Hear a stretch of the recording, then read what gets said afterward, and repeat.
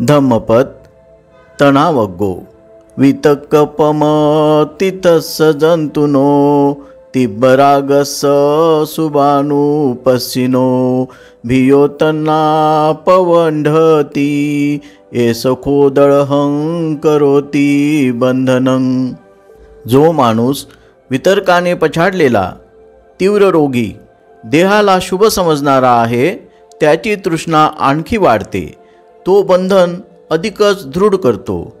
वितक्कुपसमेच योरतो अशुभं भावयदी सदा सतो एसखो वेंतिकाहीती येसच्चेच्छति मारबंधनं। जो वितर्क शमविण्यात रत आहे, जो नेहमी सावध राहून देहाच्या अशुभ भावनेची भावना करतो, तोच तृष्णेचा अंत करील, तोच मारबंधनाला छिन्न विछिन्न करील। अर्थकथा। एका तरुण भिक्षूवर त्याच्यावर फिदा झालेल्या एका स्त्रीची विलक्षण भुरळ पडली।